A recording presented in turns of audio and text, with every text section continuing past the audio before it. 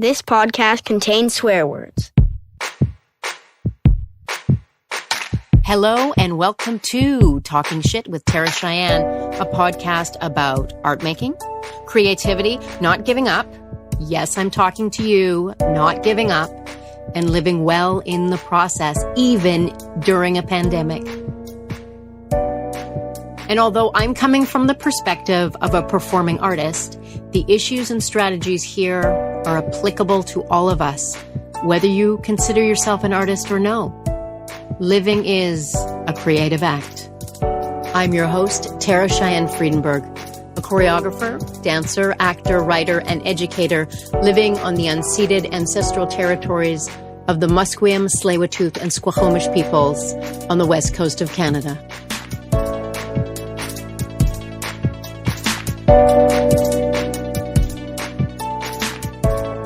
And before we dive into episode number 24, can you believe it? Well done. Yes, me.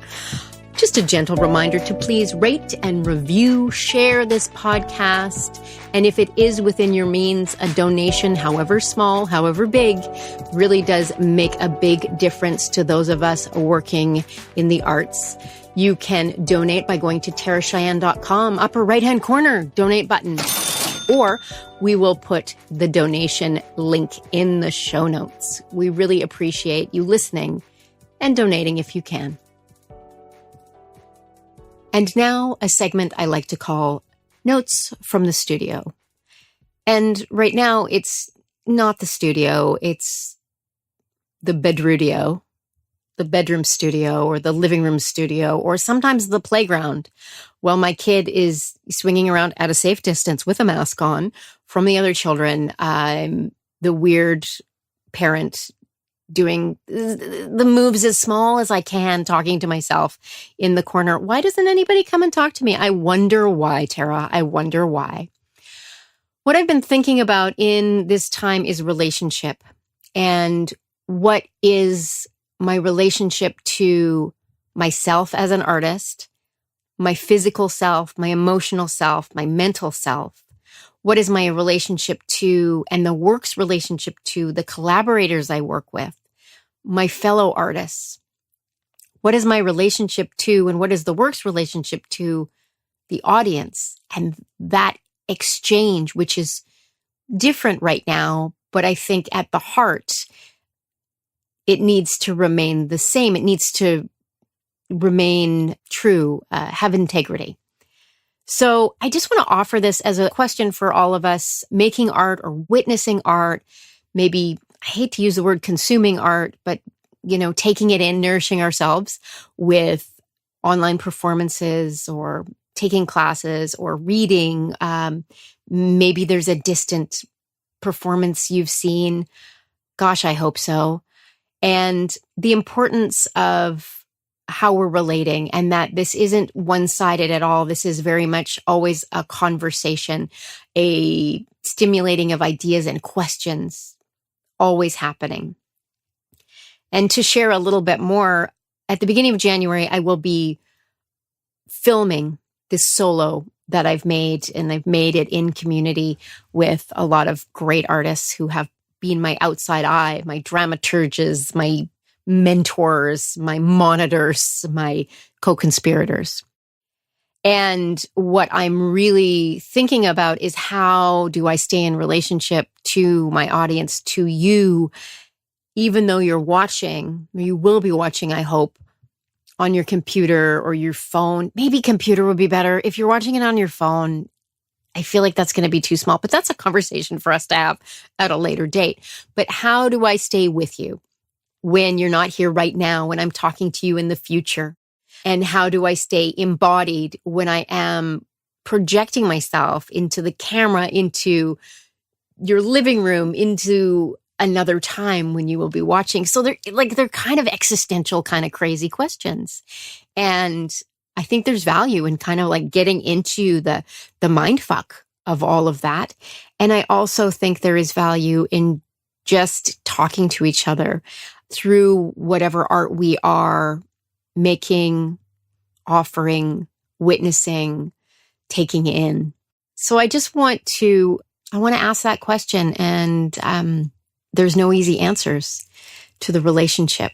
And it does kind of spiral back and to my relationship to the work. And in these times, it's become more kind of clear to me that this is what I want to do. I want to have this sharing, this conversation, this exchange with you. And the you is the audience or the colleague, the collaborator, the friend, and maybe multiplicit and maybe singular. But I guess it kind of always is singular because you are you know? Ooh. Yeah, I just kind of I feel like a snake eating my own tail. Anyway, let's think about that. And please let me know your thoughts. What do you think about relationship to art making right now? To the audience, to yourself as art maker, body making art, emotions making art, mind making art. You can reach out, info@terracheyenne.com. My email, terracheyenne.tcp on Instagram or Terracheyenne Performance on Facebook. I'd love to hear what you're thinking.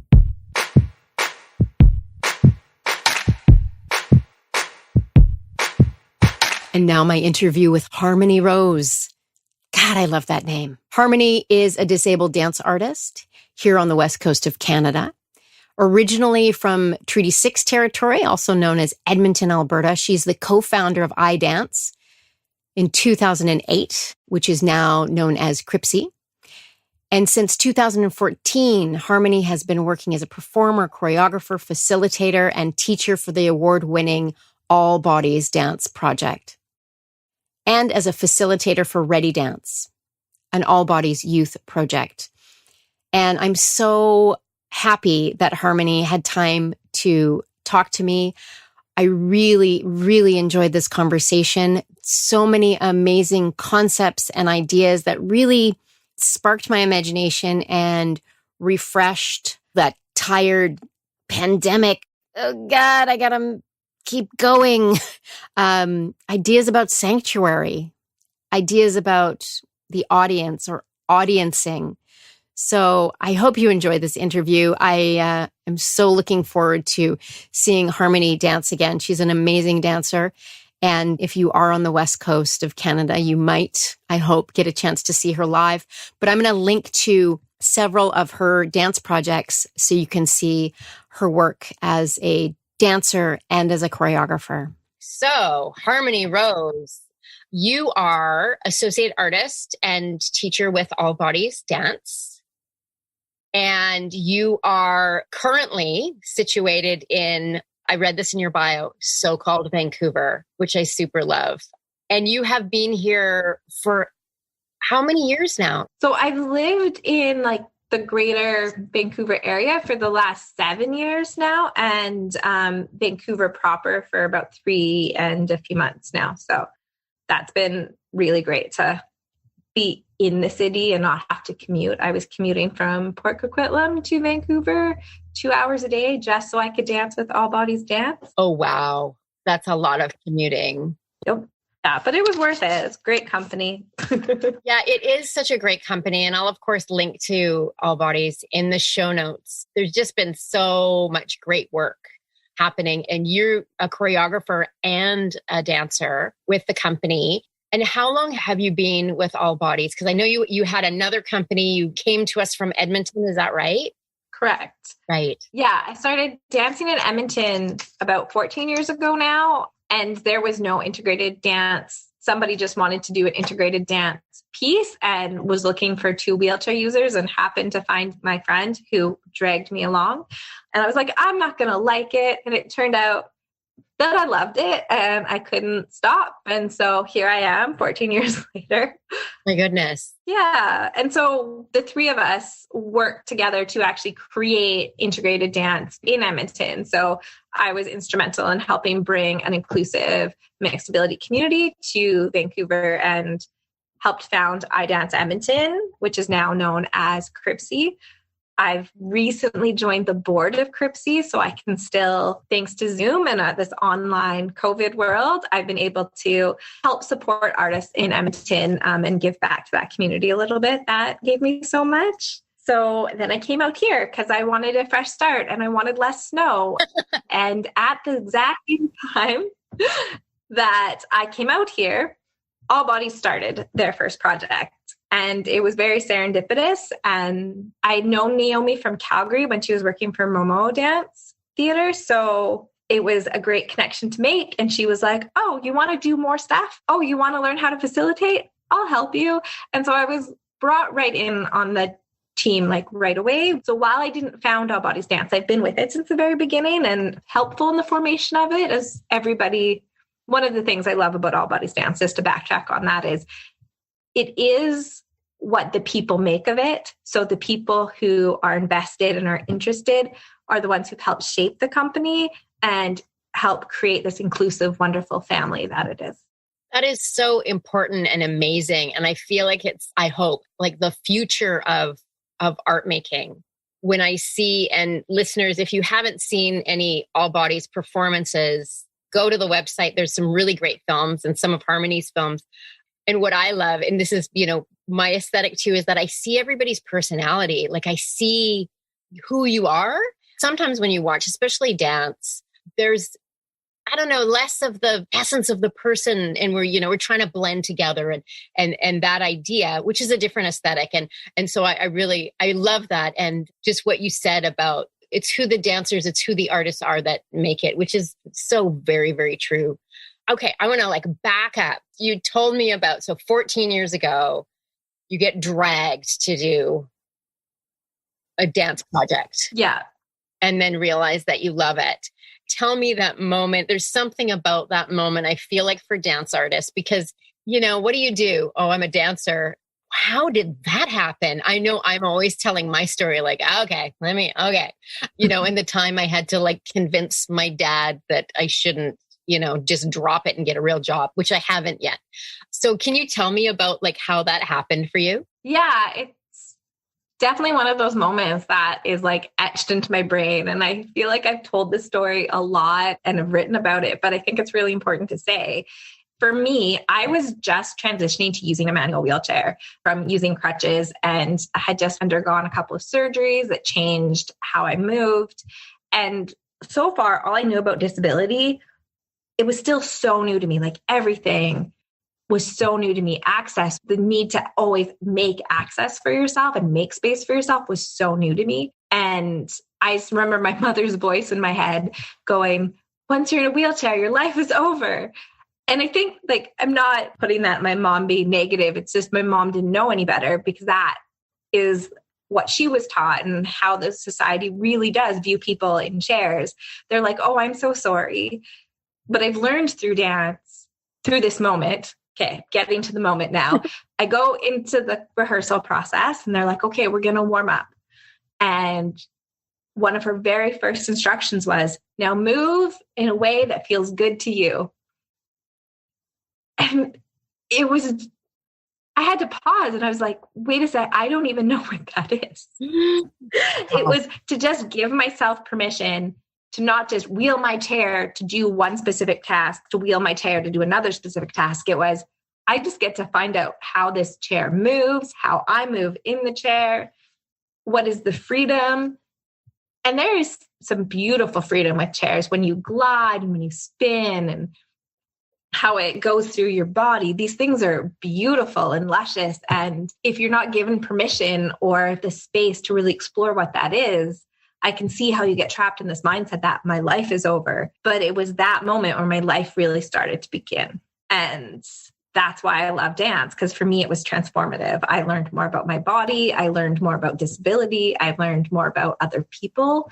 I've been able to travel with dance. I've been able to explore something that fascinates me and learn how to be in this world. I've learned compassion and caring and met folks that are so compassionate and so caring through the type of dance that I do, that I wouldn't ever change my mind or go backwards. Oh, when you're in, right? Yeah. This is it. What you said at the beginning, move how you want to move, feel your body, and being embodied, the liberation of sensation. When I watch you dance in particular, I remember seeing you dance. You were in yellow outside the roundhouse. I can't remember the name of the piece. It'll come to me.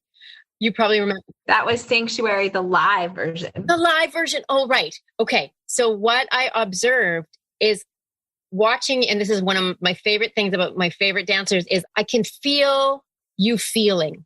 So I can feel you experiencing movement, which is like such a huge gift to be able to, for a performer to be able to share that.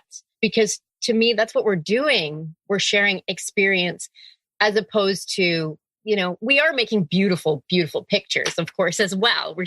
We're seeing the beauty of the movement, but there's something for me that is really special about that. When you talked about movement, is it Alice Sheppard's Inclinations film? Yeah. Alice Sheppard is stunning, and she's definitely one of my mentors. And I reach out to her whenever I need advice or somebody to write a little letter to be like, work with Harmony. She's great. Yes. She's always there to help me. I love her.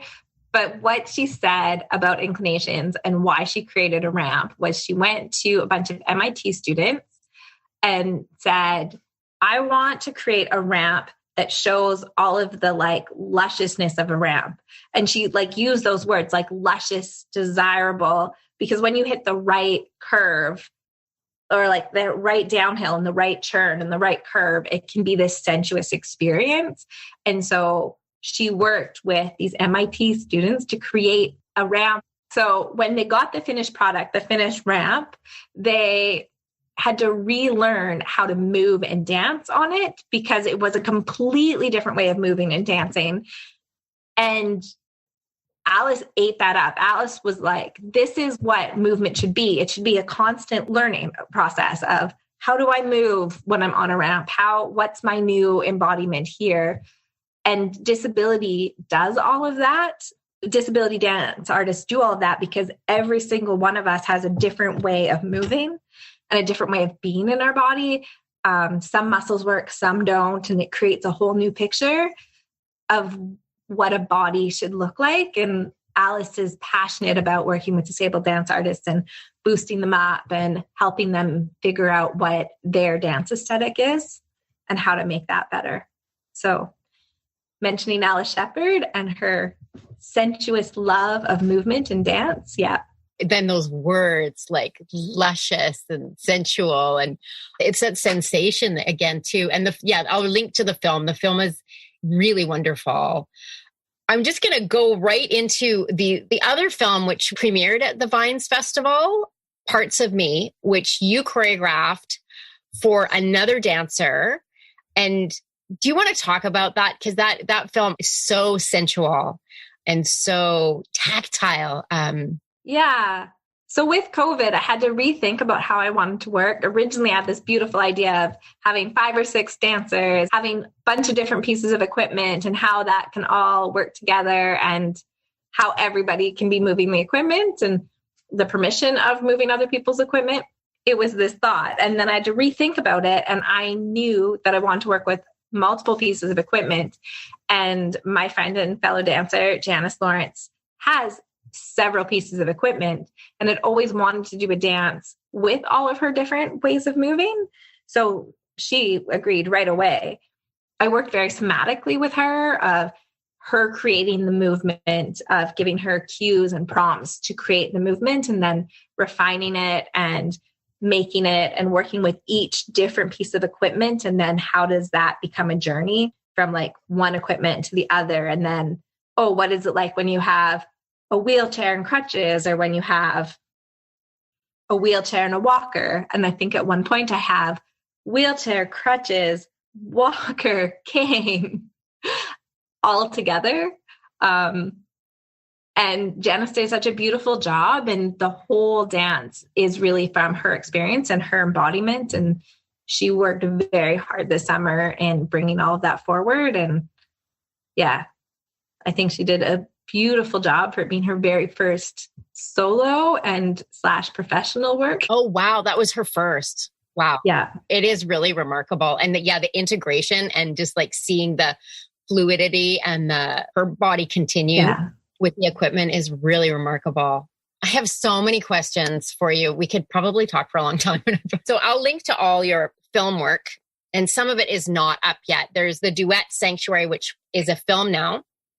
So it went from the live version with Rianne Svelness, and you made that pre-COVID, right? Because that came out in 2019. Yeah, the film came out in 2019. We created it for Vines as a live collaboration. We tried to make a piece outside that could be moved to different locations, and we realized that it was a piece that was specific to the Roundhouse. That's where it was home, and that's where the sanctuary was built, because it really became a piece of how do we dance outside? How do we dance with loud traffic, people walking by, people stopping and eating their lunch in the same space?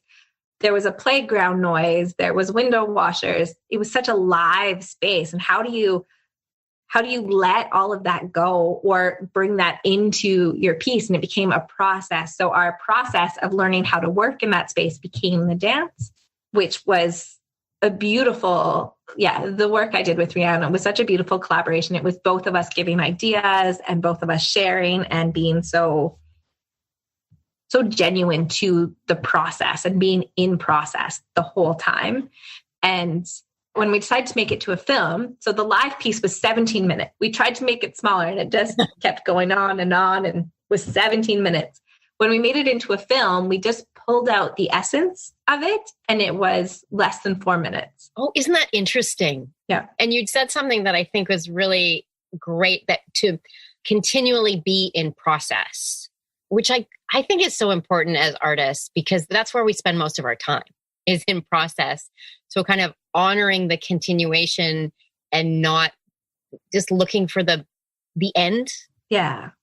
You can see it in the film. I'll make sure to update when it is available to see somewhere. And you also were talking about, like just adapting to the sound, things going on and being outside. And I feel like that's so applicable right now to how we're practicing, how we're kind of low abusing the word pivot, because we keep, it's like, how are you pivoting your art? How are you pivoting your practice? But is that experience for you? Are you finding that in your practice now? I think so. Even if you're moving it on Zoom and dancing out of your living room, or if you've been finding outdoor spaces to practice or dance, I feel like there's a sense of being watched for some reason, being watched, or the very absence of being watched. That's not the same as being in a studio. I feel like there's already a sanctuary built into a studio, whereas you kind of have to build a sanctuary into your house, or you have to build a sanctuary outside. So it's I think that process, being in process and being able to learn how to be in negotiation with everything that's happening while you're in process of dancing, it's an important piece to the art we're making. I don't know if I can say this, but I'm going to say it anyways. All Bodies right now is, and I don't think it's like going to be a project to be watched yet, but we've been working outside on a rooftop. So private, but massive space. And there's something about dancing with masks from 6 feet apart, but in this massive live space of a rooftop. Because it's Vancouver, you don't feel alone on a rooftop. You have crane operators, buildings, and all of the space and the mountains. It's another way of learning how to dance, feeling exposed, and yet being able to go internal. It's really beautiful. And you use the word sanctuary too, the name of the piece, and also that finding that place where you can be creative and kind of like open up the conduit of your art making, but in these places that are exposed or open, that public-private thing, which I feel like that's like, for all of us right now, I feel like that's something important to think about, is like, how can you make your sanctuary, as you say, like, how can you make it in your home or in the playground? I end up just like, when my kid's playing in the playground, I'm like, I gotta dance. Like, what is that mother doing over there? But wherever we can, the image of dancing on a rooftop. Oh, I hope that's a film or a performance, or fingers crossed. I don't know. We don't know what it'll be something. Yeah. It's interesting that we as performers in the work, or we're working on something that we don't know what the something is. And I think that has something that is COVID right there, is trying to figure out what this new world, what does dance mean post-COVID? What does dance mean, dancing together? Yeah, it's an interesting thing. Do we want to create another dance film? Is there too many dance films out there right now? That's a good question. I worked on the one this summer with Janice, and I'm working on another one through a Canada Council Digital Short Grant with my friend Kelsey Acton, who's living in the UK. And I know All Bodies is doing another one with the community members. So there's a lot of dance films within like my own sphere. And I know so many other people who've done great dance film work that I feel, I don't know how to explain, it's overloaded with film work. And all these virtual festivals, they're lovely, but I don't know if they replace that feeling of dancing for an audience, or feeling that connection to an audience, the responsiveness of an audience. I miss it. It's one of these things I can talk all of the time about, all of the stuff that I'm doing and how I'm keeping busy, but I do miss preparing and learning how to dance for a live audience in some way. Absolutely. Yeah, I feel the same way. I wonder about your thoughts on this, is if we're going to go through this, like, okay, everything's got to be on screen. Everybody go, move, put it on camera.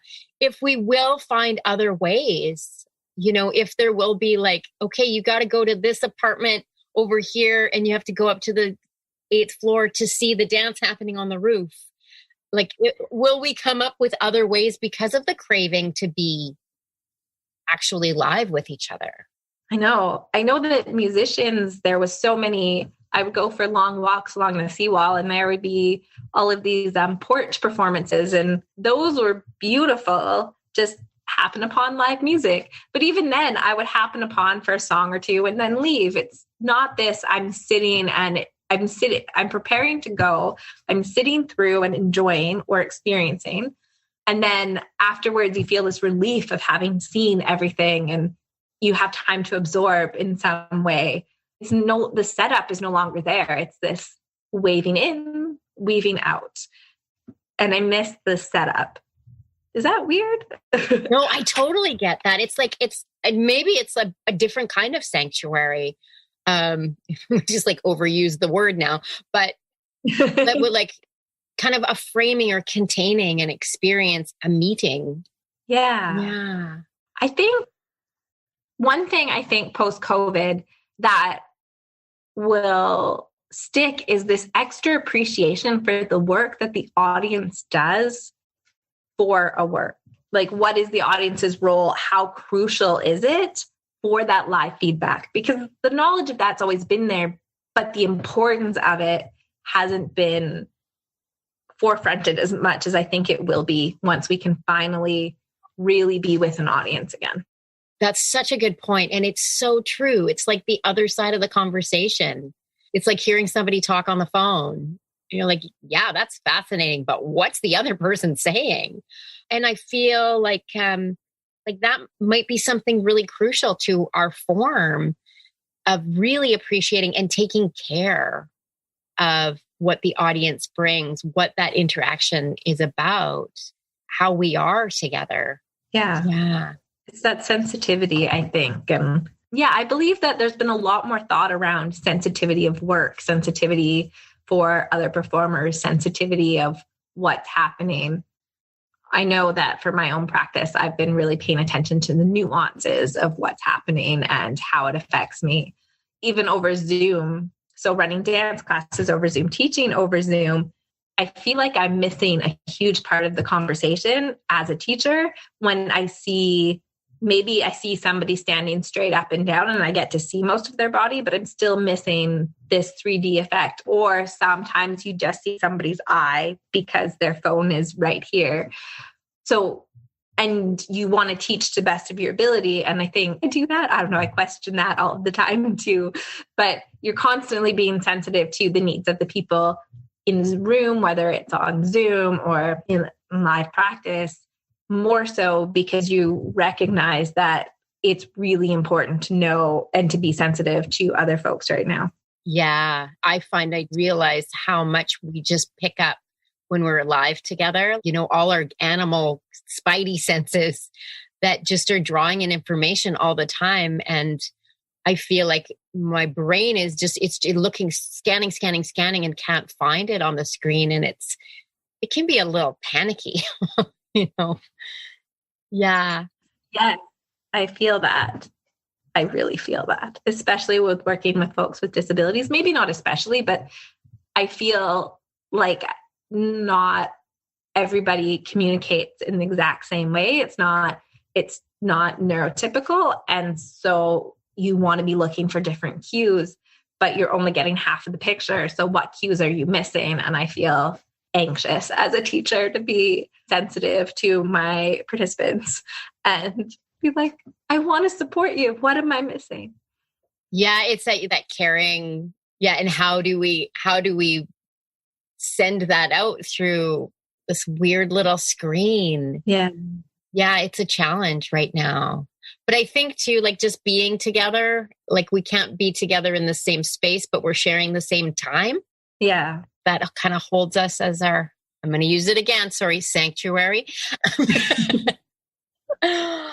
Okay, here's a question. Ideas, artists, things that are inspiring you right now, that are giving you a little bit of like wind beneath the wings or whatever, interest, energy. Oh, I feel right now that I'm very cerebral. Every time a new idea comes, I'm just thinking about it or taking information in and not quite knowing how to process. But by accident, I had an experience where I saw somebody dance in two screens on Zoom. So you saw the top part of their body and then the back part of their body, because there happened to be two cameras. And it gave me a more sense of 3D. And so like things that are inspiring me are a sense of where you get a sense of more in dance. How can you see and experience in a way that fulfills that need that we're missing for live performance? Right. And it could be in kind of surprising places. Yeah. That's really interesting. Like where we get a sense of more.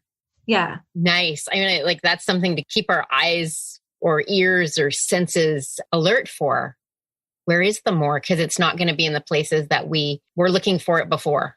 Exactly. I think that's true. And again, I'm being cerebral about it. And by cerebral, I mean, I'm thinking about it and I may have words and sometimes I don't have words and it's just sitting in the back of my head and I'm just trying to think through this new idea. So I think maybe that might be November. It might be the gloomier days, might be the darkerness, but I'm feeling very cerebral about dance and how do you document dance? How do you dance in a different way? How do you dance alone that brings connection? That's one I've been working on for the past 6 months is how do you create connection when you're alone? And how can you support each other? For this dance film I'm making with my friend who lives in the UK, we've been really working on the idea of how do you create a duet through distance and exploring what the essence of that is. And one of the things is how do we be support for each other while we create our own solos and film our own work? And what are the ways that we need as artists and as disabled performers to be supported? And my answers may be different than somebody else's answers, but it's been really interesting to work in that process of what does a duet mean and like what does support mean? That is amazing and seems like to really put some time into and thought into what does support mean for you in this time in relationship, virtual relationship. Have you discovered anything that surprised you about yourself or about your collaborator? I think it's how much I dislike, like how hard it is for me to just get into my own dancing body if it's just me alone.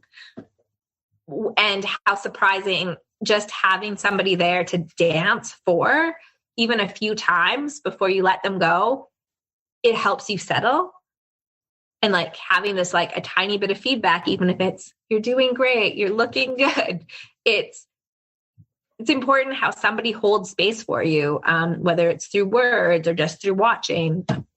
That's really surprised me of these different methods that work for one another. Yeah. Absolutely. I find it so very hard. I work alone a lot, but if I know somebody's going to be there, even if it's just briefly, like it's that supporting witness, the witness.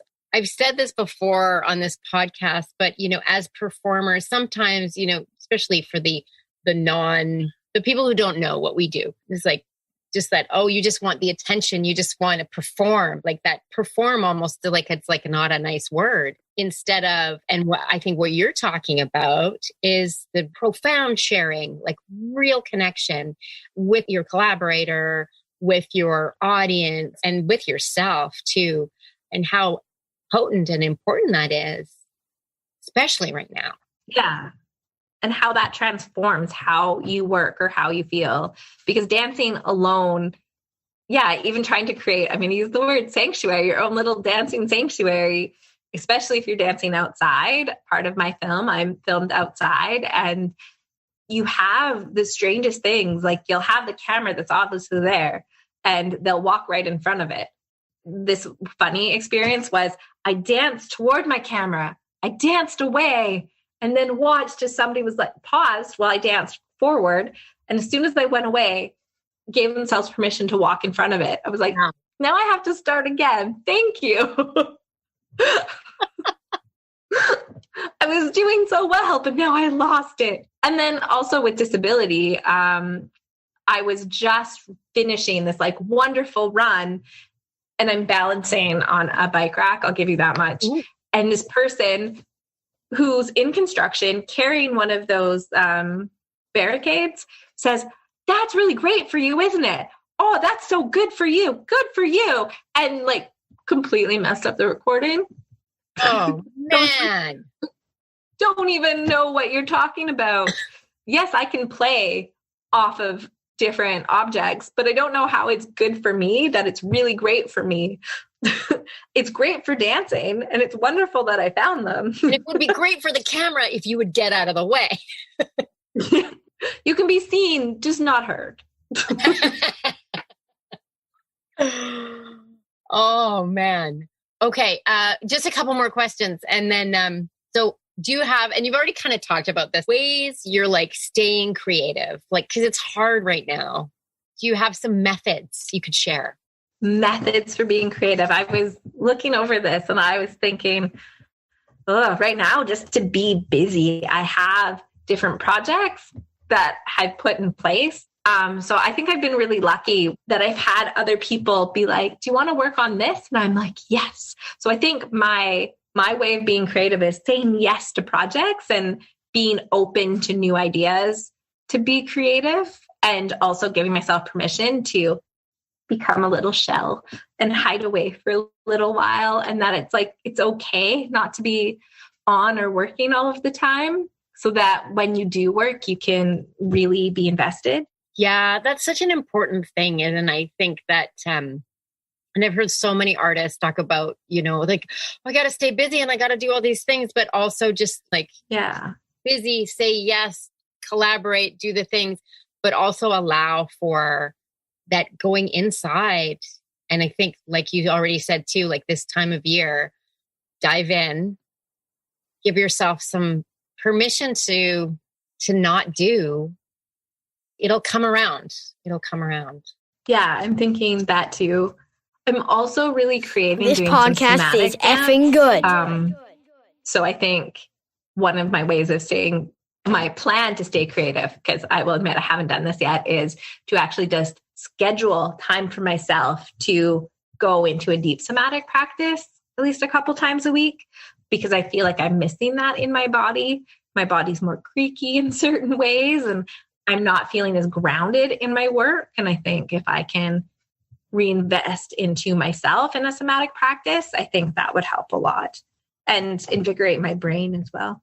Do you find that being like in the screen all the time, even when you're teaching, I find this like I'm theoretically in my body, but I'm just not quite in my body because I'm focusing on the image.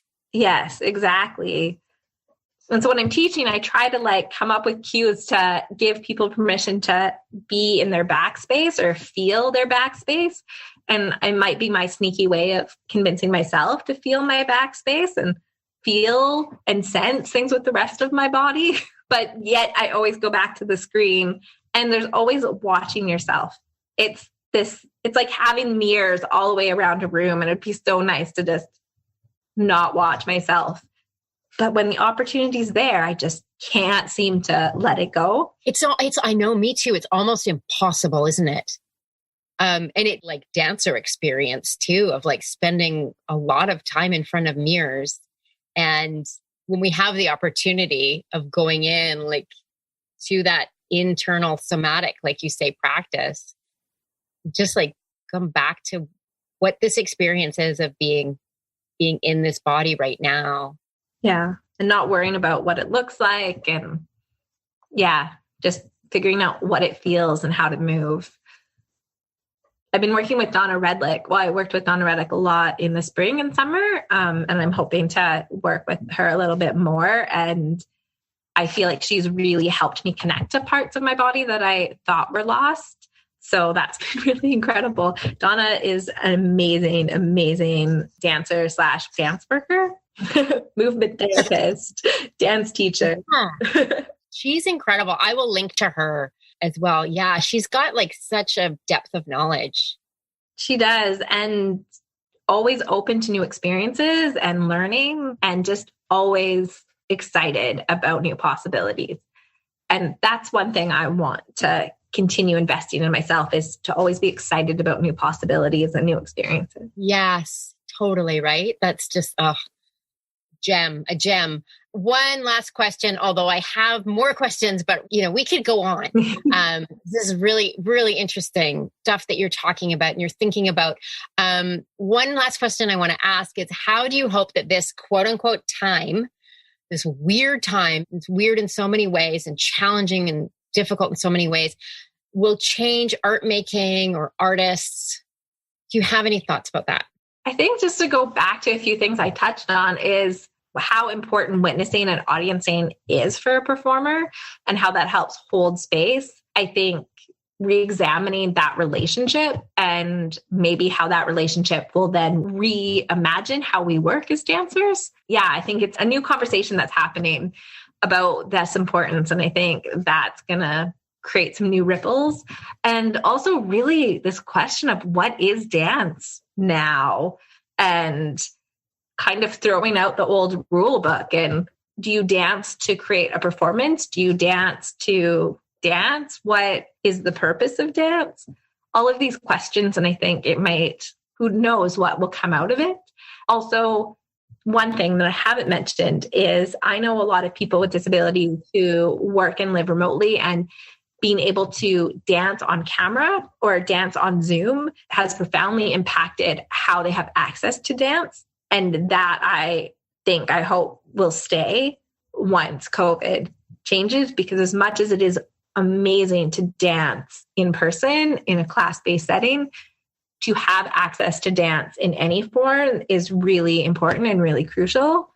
So I hope that we continue to provide access for those who have no energy to get to a dance class or live in a city that would not provide an accessible dance class, and allowing that practice to continue. Yeah, so true. There is that coming together in this strange time, in a really great way. Yeah, I hope we can hold on to. I think we will. I think because it's just so inspiring to know somebody else's, that we're all out there and to see each other. Yeah.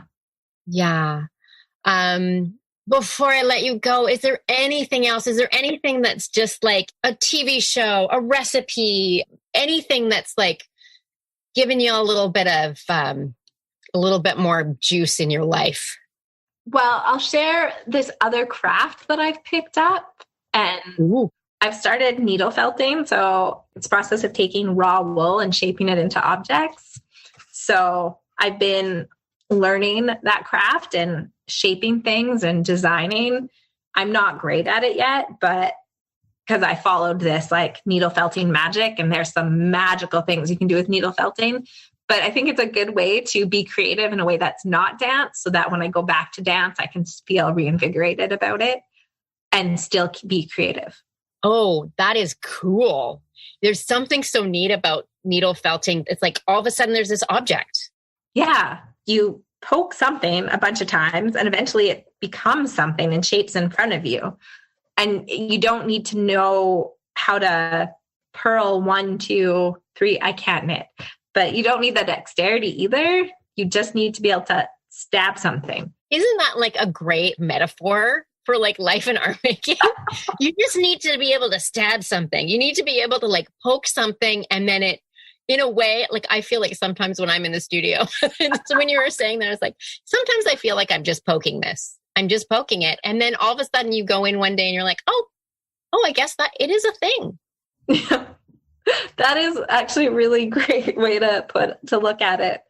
Art making. I think there's an importance to what you're saying about having, a creative thing that is totally different from dance or whatever your main medium is, because I think it can like feed it, like using a different part of your creativity.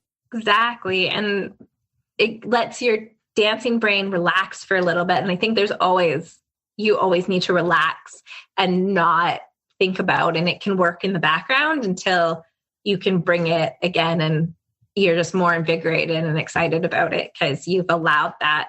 Rest is so important. I think that's one thing, just to go back to, that we're going to carry forward, is how so many dancers are recognizing the power of rest.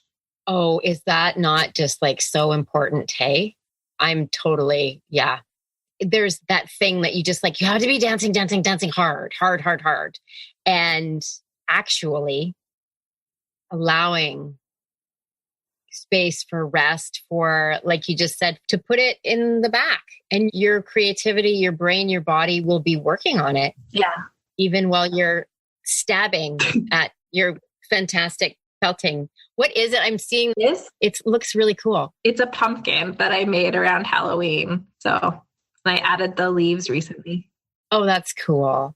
Will you send me a picture of that to post if you would be willing? Yeah, I will see if I can take a good picture. I haven't been able to, because when I get a picture, the light will pick up all the little threads and it'll look like completely too fuzzy. So I'm going to try to find ways to maybe do it without a flash, maybe, and then you can actually see the object and not just all of the little extra filaments.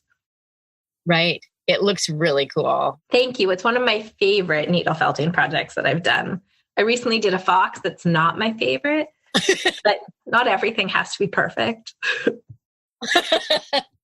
Oh, yeah. Thank you so much for talking to me. And I will link to your projects in the show notes. I can't wait to see what you're going to do next, and hope to see you dance live sooner rather than later, even if it's from afar. Yeah, me too. And same. Thank you so much for having me. I really appreciated the time to talk with you and get to know you a little bit better too. It's so fun. We'll do this again. So take care. All right. Thank you so much. Thank you so much. Thank you for your time. All right. Have a great night. You too.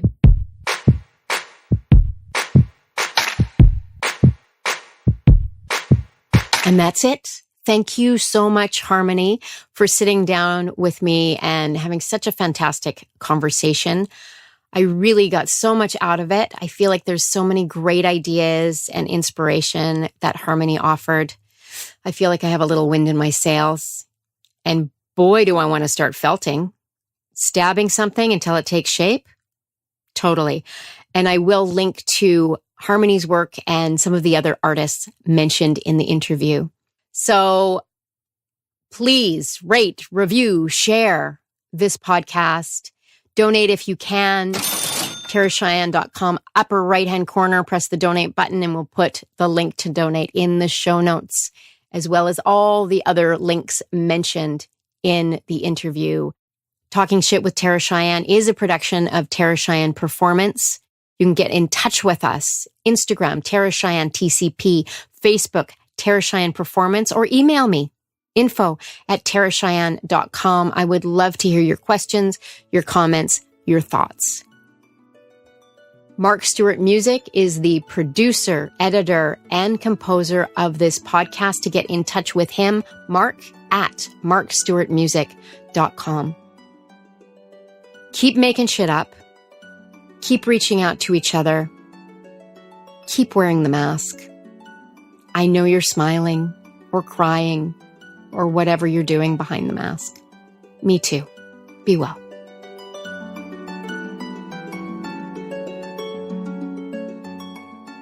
This podcast is effing good.